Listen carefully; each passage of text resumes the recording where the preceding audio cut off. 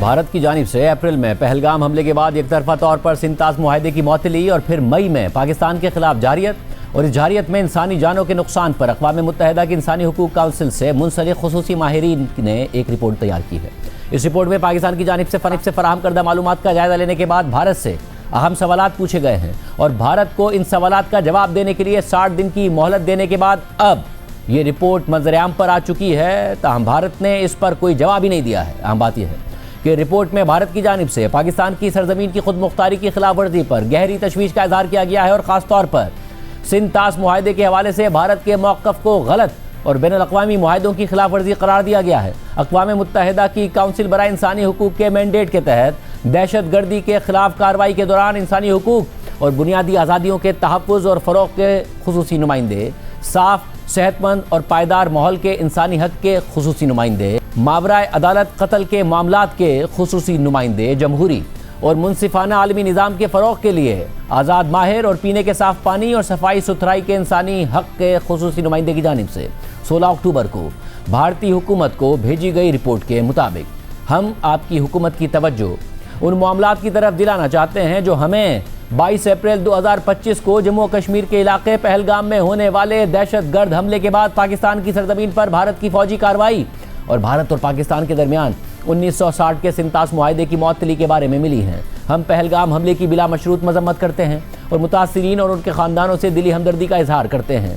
اس حملے کے تمام ذمہ داروں کو بین الاقوامی قانون کے مطابق انصاف کے کٹہرے میں لایا جانا چاہیے، تاہم ہمیں تشویش ہے کہ اگر ہمیں ملنے والی معلومات درست ثابت ہوتی ہیں تو یہ اقدامات زندگی کے اس حق کی خلاف ورزی ہوں گے جو international covenant on civil and political rights کے آرٹیکل 6 میں درج ہے اور جس کی توثیق بھارت نے 10 اپریل 1979 کو کی تھی۔ یہ مناسب معیار زندگی کے تحت پانی اور خوراک کے حق کی خلاف ورزی بھی ہو سکتے ہیں جو international covenant on economic, social and cultural rights کے آرٹیکل 11 کے تحت کسی شخص کو حاصل ہوتے ہیں۔ اسی طرح یہ دونوں معاہدوں کے تحت کام کرنے کے حق اور صاف اور صحت مند ماحول کے حق سمیت عوام کے معاشی خود ارادیت کے حق کی خلاف ورزی ہو سکتے ہیں۔ اس کے علاوہ یہ کسٹمری انٹرنیشنل لاء کے تحت ترقی کے حق کی خلاف ورزی بھی ہو سکتے ہیں۔ اس کے بعد رپورٹ میں پاکستان کی جانب سے 22 اپریل 2025 کو پہلگام حملے کے بعد بھارت کی جانب سے سنتاس معاہدے کی معطلی اور پھر مئی میں پاکستان پر حملوں سے متعلق دی گئی معلومات کی تفصیلات بتانے کے بعد لکھا ہے کہ ہمیں تشویش ہے کہ پہلگام حملے کے جواب میں بھارت کا رد عمل بظاہر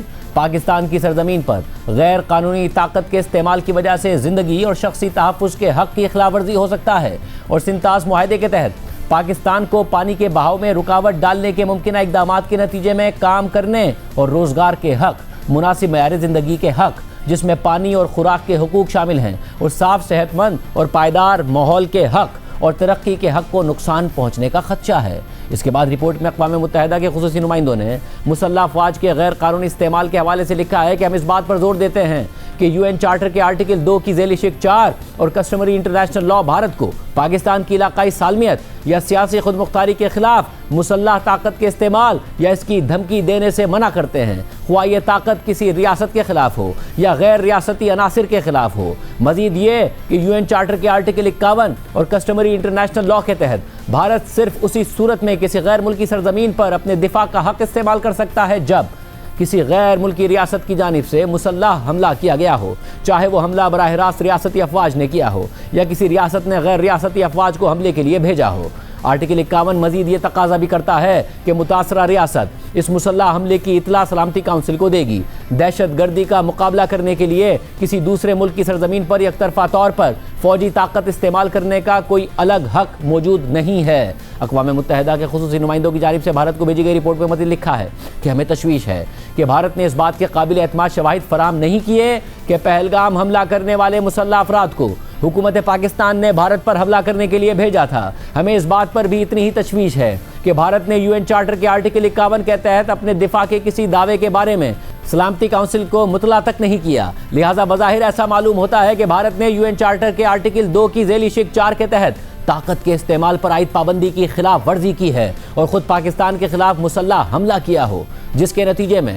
پاکستان کو بھی UN چارٹر کے آرٹیکل 51 کے تحت اپنے دفاع کا حق حاصل ہو جاتا ہے اور اس سے ایسی کشیدگی بڑھنے کا خطرہ ہے جو دونوں ممالک میں انسانی جانوں کے لیے شدید خطرہ بن سکتی ہے اور غیر قانونی طور پر طاقت کا استعمال نتیجتاً international कॉन्वेनेंट on civil and political rights के आर्टिकल 6 के तहत जिंदगी के हक की खिलाफ वर्जी होगा। बैनुल-अक़वामी कानून के मुताबिक जारियत के ऐसे इक़दाम करने वाली रियासतें खुद ब खुद international कॉन्वेनेंट on civil and political rights के आर्टिकल 6 की खिलाफ वर्जी करती हैं। अक़वाम मुत्तहिदा के खुसूसी नुमाइंदों के मुताबिक हम इस बात की तौसीक़ करते हैं कि ज़िंदगी के हक़ का एहतराम करने की ज़िम्मेदारी उस वक्त भी लागू होती है जब रियासत की फ़ौजी सरगर्मियों का रियासत की सरहद से बाहर मौजूद अफराद के ज़िंदगी के हक़ पर बराह रास्त और माकूल हद तक मुतवक्के असर पड़ता हो। अक़वाम मुत्तहिदा के खुसूसी नुमाइंदों की रिपोर्ट के मुताबिक हम मज़ीद ये भी नोट करते हैं कि किसी गैर मुल्की सरज़मीन पर ताकत का गैर कानूनी इस्तेमाल ना सिर्फ मुतल्लिका गैर मुल्की रियासत की खुद मुख्तारी की खिलाफ वर्जी होगा बल्कि किसी दूसरे मुल्क के मामलात में अदम मुदाखलत की ज़िम्मेदारी की भी खिलाफ वर्जी होगा। इसके बाद रिपोर्ट में भारत की जानिब से सिंतास मुआहदे की मौतली का हवाला देते हुए अक़वाम मुत्तहिदा के खुसूसी नुमाइंदों ने लिखा है कि हमें शदीद तशवीश है कि सिंतास मुआहदे को मुअत्तल रखने के नतीजे में अगर पाकिस्तान को पानी के बहाव में किसी किस्म की रुकावट पैदा होती है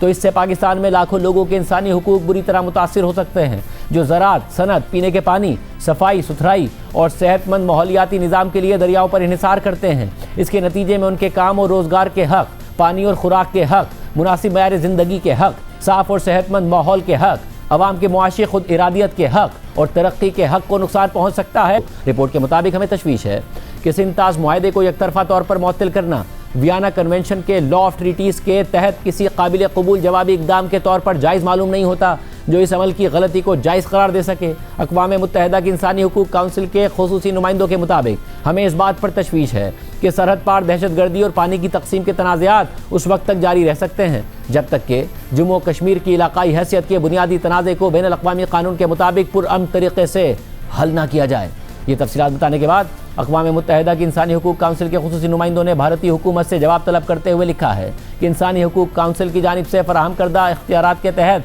ये हमारी ज़िम्मेदारी है कि हम तमाम केसेस की वजाहत करें जो हमारी तवज्जो में लाए जाते हैं। इसलिए हम इन उमूर पर आपकी राय चाहते हैं। नंबर 1, आप ऊपर बताए गए इल्ज़ामात के बारे में कोई इजाफी मालूमात या तबसरा फराहम करें। दूसरा ये कि आप ये वाज़ेह करें कि क्या भारत पाकिस्तान में गैर कानूनी ताकत के इस्तेमाल से ज़िंदगी के हक़ की खिलाफ वर्जियों के लिए तलाफ़ी और मुआफ़ी फराहम करेगा। तीसरा, इस बात की भी वजाहत करें कि क्या भारत सिंतास मुआहदे के तहत अपनी ज़िम्मेदारियों को अच्छी नीयत से पूरा करेगा और ऐसे किसी इक़दाम से बाज रहेगा जो पाकिस्तान के कानूनी हुकूक और नतीजतन पाकिस्तान में पानी के बहाव पर इन्हिसार करने वाले अफराद के इंसानी हुकूक में मुदाखलत करे। और चौथा मामला ये है कि आप इस चीज़ की वजाहत करें कि भारत कौन से इक़दाम कर रहा है या करने का मंसूबा रखता है ताकि सिंतास मुआहदे में रुकावट डालने के नतीजे में इंसानी हुकूक को नुकसान पहुँचने से रोका जा सके। साथ ही ये वजाहत भी करें कि आया भारत सिंतास मुआहदे के बारे में पाकिस्तान के साथ किसी भी तनाज़े को मुआहदे के तनाज़ा हल करने के तरीक़ाकार के मुताबिक पुरअमन तरीक़े से हल करेगा और मुआहदे में तरमीम सिर्फ मुआहदे की तरमीम के ज़वाबित के मुताबिक करने की कोशिश करेगा। इसके अलावा ये वजाहत भी करें कि जम्मू कश्मीर के इलाके पर पाकिस्तान के साथ सरहदी तनाज़े को बैनुल-अक़वामी कानून और अवाम के हक़ खुद इरादियत के मुताबिक पुरअमन तौर पर हल करने के लिए कौन से इक़दाम किए जाएंगे। भारतीय हुकूमत के सामने ये सवाल रखने के बाद अक़वाम मुत्तहिदा की इंसानी हुकूक काउंसिल के खुसूसी नुमाइंदों ने अपनी रिपोर्ट के आखिर में लिखा है कि यह ख़त और आपकी हुकूमत की तरफ से मौसूल होने वाला कोई भी जवाब 60 दिन के अंदर कम्युनिकेशन रिपोर्टिंग वेबसाइट पर आवाम के लिए दस्तयाब कर दिया जाएगा। बादअज़ां ये इंसानी हुकूक काउंसिल को पेश की जाने वाली मामूल की रिपोर्ट में भी शामिल किए जाएंगे। और जवाब का इंतज़ार करते हुए हम आप पर जोर देते हैं कि तमाम ज़रूरी उबूरी इक़दाम किए जाएँ ताकि मुबैना खिलाफ वर्जियों और उनके दोबारा होने को रोका जा सके। और अगर तहकीकात से ये इल्ज़ामात दुरुस्त साबित हों तो मुबैना खिलाफ वर्जियों के ज़िम्मेदार किसी भी फ़र्द के ख़िलाफ़ जवाबदही को यकीनी बनाया जाए। और फिर भारतीय हुकूमत को ये रिपोर्ट भेजने और जवाब न आने के 2 माह बाद 16 दिसंबर को ये रिपोर्ट अवामी सतह पर जारी कर दी गई। आज नायब वज़ीर आज़म और वज़ीर ख़ारजा इसहाक़ डार ने डिप्लोमेटिक कोर के शुरका से खिताब में भारत की आबी जारियत से मुताल्लिक़ कहा कि भारत का दरियाए चनाब में पेशगी इतला दिए बगैर पानी छोड़ना पानी को बतौर हथियार इस्तेमाल करने की वाज़ेह मिसाल है। We have observed unusual abrupt variations in the flow of Chenab River. These variations in water flow are of extreme concern for Pakistan as they point to unilateral release of water by India into River Chenab. India has released this water without any prior notification or any data or information sharing with Pakistan as required under the treaty. India's most recent action clearly exemplifies the weaponization of water. If India is allowed to violate treaty and obligations of India under the treaty with impunity, we are setting a very dangerous precedent. That Pakistan remains committed to to peaceful resolution of disputes and issues with India, but will not compromise on the existential water rights of its people. You will call on India for the immediate restoration of the Indus Water Treaty in full.